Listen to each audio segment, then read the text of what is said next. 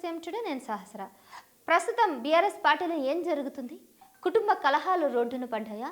అటు కవిత కావాలని బీఆర్ఎస్కి దూరం అవుతుందా, లేదా కవితని బీఆర్ఎస్ పార్టీ దూరం పెడుతున్నారా? అన్న చెల్లెల మధ్య చెడి ఇప్పుడు మరో షర్మిల జగన్ అవ్వబోతున్నారా? వైసీపీ ఆ ఓడిపోవడానికి షర్మిల ఏపీలో ఏ విధంగా సన్నద్ధమైందో అదేవిధంగా ఇప్పుడు కవిత ఇక్కడ సన్నిద్ధమయ్యే అవకాశం ఉందా? అంటే కవితని దూరం చేయడానికే కేటీఆర్ ఇదంతా ప్లాన్ చేశారా? ఇదంతా చూస్తుంటే ఒక డ్రామా, పొలిటికల్ డ్రామా లాగా కలుస్తుంది. అయితే సన్నిహిత వర్గాల ప్రకారం ఏం జరుగుతుందంటే కవితని కావాలని దూరం చేసి పార్టీ నుంచి సస్పెండ్ చేసి ఒక సింపతిని క్రియేట్ చేయడానికి కేసీఆర్ వేసినటువంటి మాస్టర్ ప్లాన్ అని వార్తలైతే వస్తున్నాయి. మరి ఒకవేళ గనక ఆమె నిజంగానే పార్టీ నుంచి కనుక దూరం అయితే నెక్స్ట్ మళ్ళీ ఆమెకు అదే స్థానం ఉంటుందా అంటే తెలీదు.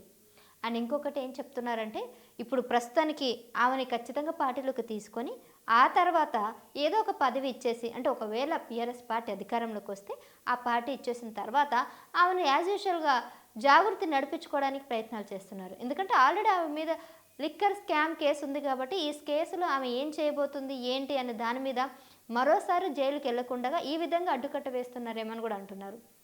ఇంకా చెప్పాలంటే కేసీఆర్ చేసినటువంటి ఈ పొలిటికల్ డ్రామాకి అటు కేటీఆర్ అలాగే కవిత, సంతోష్ వీళ్ళంతా కూడా కీలు బొమ్మలుగా ఆడుతున్నారు. ఇదంతా కావాలని ఒక నటన, మొత్తం ప్రజల దృష్టి లేదంటే మొత్తం రాజకీయంగా అందరి దృష్టి కూడా బీఆర్ఎస్ మీద పడడానికి ఇదంతా చేస్తున్నారని అంటున్నారు.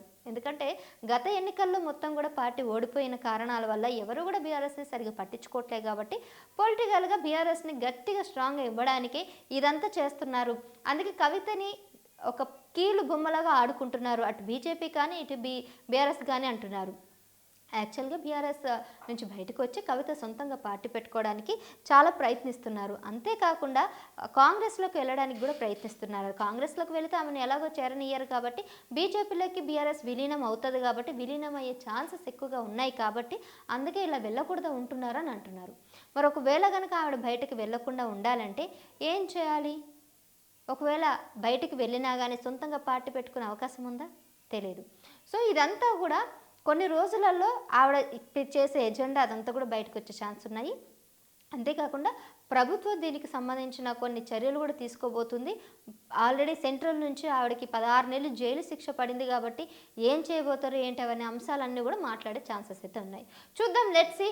పొలిటికల్ డ్రామాలో మరో చిచ్చు బిగించుకోబోతుంది అటు బీఆర్ఎస్ పార్టీకి అనే వార్తలు ఎంతవరకు నిజమవుతాయో వేచి చూడాలి.